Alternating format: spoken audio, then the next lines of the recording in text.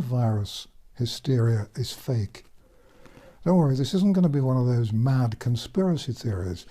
I'm going to explain what the hidden agenda is and why we're being told all sorts of rubbish, why governments and the media are exaggerating and why they're telling lies. So here are some facts. I know that's pretty daft to be putting out on the internet, but these are real facts and you can check them. Number one, the World Health Organization says that the average number of deaths from flu, that's the ordinary old-fashioned flu, are between 250,000 and 650,000 a year. That's global. The US Center for Disease Control and Prevention says that in an average sort of year, 45 million people will get the flu. The old-fashioned, nasty, keep you off work, maybe keep you in bed, and if you're very unlucky, maybe kill you flu. The total number of deaths since the coronavirus was discovered and found itself a public relations manager has been about 6,500. That's today, the 16th of March. It will undoubtedly be more by the time you watch this. The number who would have died from flu, ordinary common or garden flu, in a bad winter period would be at least 10 times that. 10 times the number of people who have died from the coronavirus so far altogether, and nobody really seems to know when it started. It might have been last November, it might have been January. Either way, that is a hell of a lot less than would have died from the ordinary flu. Now, the strange thing is that the figures for ordinary flu seem to be rather unavailable. The British government has said that it has no figures for ordinary flu at the moment. Well, normally they keep figures, but they seem to be not keeping figures at the moment. Are they mixing up the flu figures with the coronavirus figures? Who knows? The forecasts at the moment are quite obscenely huge. The experts, and I use that with inverted commas around the word, the experts are claiming that 80% of all people in all countries will get the coronavirus, and the number of people who will need to go to hospital will be measured in many tens of millions. In the UK alone, they're talking about 8 million people in hospital with the coronavirus. Nobody knows how on earth they know this because they're just pulling the figures out of the air. The interesting thing is that the World Health Organization says that it is actually more difficult to catch the coronavirus than it is to catch ordinary flu.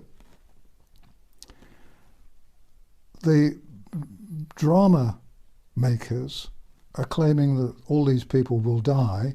One newspaper in the UK had the headline, "People will die." Well, people die falling down the stairs. People die falling off horses. It's very sad, and people die in all sorts of different ways. But there isn't really any need to get scary about it unless you've got some solid figures. They haven't got any solid figures. So what's going on? Well, this isn't the first time that governments and the media have exaggerated scares. You may or may not remember the AIDS scare in the 80s and 90s, when it was suggested by the British Medical Association that everyone in Britain would be touched by AIDS. And there were thousands of millions of people who were terrified out of their wits. A lot of people were committing suicide because they were so worried. And at one point in the United Kingdom, there were more people employed to look after AIDS patients than there were AIDS patients. I mention this only to show that this isn't the first time that we've had a scare. Remember SARS? Remember the pig flu? Remember Ebola? From time to time, governments feel a need to scare us. It's what they do, and they like to keep us under control. But what's going on this time? This time, I think, is rather different. the government in the UK is targeting the over 70s. Anyone over 70 will shortly be told that they have to stay in their home for 4 months. They won't be allowed out. They can't go to the doctor, they can't go to the dentist, they can't go to the optician, they can't walk the dog. Food supplies will be placed on their doorstep so that they can nip out, grab their groceries off the doorstep and take them back inside. Even prisoners get better treatment than that. Even prisoners get access to doctors and dentists. Why is the government picking on the over 70s? It's really odd, because all the people who've died from the coronavirus so far have been people who had illnesses, other illnesses. They had heart problems, they had lung problems. They were quite seriously ill before they died of the coronavirus. It would make far more sense to say anyone who's got a serious chest condition, a serious health problem, should stay in and keep away from others in the hope that they won't get the coronavirus. But no, government's not saying that. Government is saying quite specifically that over 70s have to lock themselves in. Well, there are 90-year-olds who run marathons, and there are 40-year-olds and 30-year-olds who die from heart disease, lung disease, and all sorts of other diseases. It would make infinitely more sense to select those people to be isolated and in quarantine. The next thing is that the self-isolation business, which is now so popular, governments everywhere are saying people have to stay in for 7 days. Well, I don't really understand that, because according to all the information we have, the coronavirus can be active for 28 days. And the last time I looked, 28 days was a little bit longer than 7 days. So self-isolating for 7 days is utterly pointless. The other thing that I want to talk about is the way that the deaths have been distorted. At the moment, the figures that we have suggest that the coronavirus is more deadly than an ordinary flu virus. But is it really?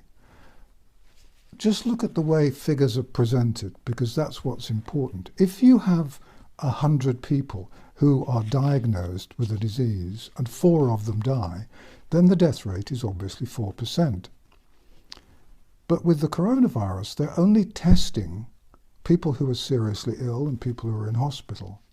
So the numbers of people who actually have the coronavirus is undoubtedly much higher. So instead of the 100, there are probably 1,000 or 10,000. If you have 1,000 people who have coronavirus and 4 of them die, then the death rate is 0.4. If you have 10,000 people with the coronavirus and the death rate is 4, then, and the number of deaths is 4, then the death rate becomes even smaller in percentage terms. And if you simply stop identifying the virus, which has never really started, then you manage to manipulate the figures and make it even more scary. Now we're coming to the hidden agenda, or at least part of it. Doctors all around the world are saying that the crisis is so bad that they won't be able to treat patients who are in their 70s or 80s. Not only will they not be able to treat them for the coronavirus, but they won't be able to treat them for anything. They're going to be so stressed dealing with these millions and millions of people with this deadly coronavirus that they won't be able to deal with anybody, whatever they've got wrong with them, if they're over 70 or over 80. Now, I have a suspicion that this is just the beginning. I think that what's happening here is the demonization, the marginalization, the dehumanization of the elderly, because the elderly have become a global problem in economic terms. All those pensions are destroying the economic viability of a lot of countries. And in order to try and get rid of some of those old people, governments everywhere are doing some very strange and wicked things. In the United Kingdom, for example, elderly patients who have macular degeneration are very often not treated because there isn't any money. There's plenty of money around for cosmetic surgery or gender reassignment, but there's no money around for stopping old people going blind. The United Nations has decreed that if someone over 70 dies, then they don't really matter because they don't count. And so nations everywhere are very happily welcoming this because it gives them a chance to kill off the elderly without it looking bad for the nation's health services. Younger people may welcome this, but they might also like to think of two things. One, if you're 30 today, you'll be in the danger zone in not too many years' time. And secondly, if 70 is now the cut-off time, and doctors are going to say, we're not going to treat anyone over 70 because they're not worth treating and we haven't got the resources, when will it become 60? And when will it become 50? Those are things that we all need to be very careful about. There's another thing as well. I don't think it's as important as the marginalisation of the elderly, but I rather suspect that when the vaccine becomes available to protect us all against the coronavirus, it won't be voluntary, it'll be compulsory. And when that vaccination has become compulsory, so will all other vaccinations, because that's what governments everywhere have been pushing for a long time.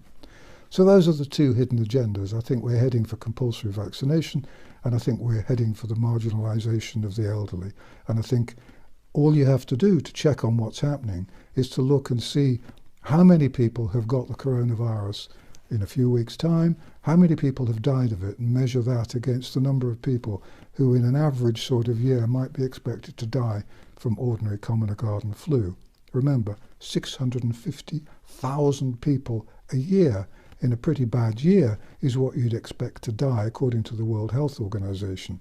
Of course, it was an awful lot more than that in 1918 when the Spanish flu hit. If you want to know more and keep up with what's happening with the coronavirus, take a look at my website.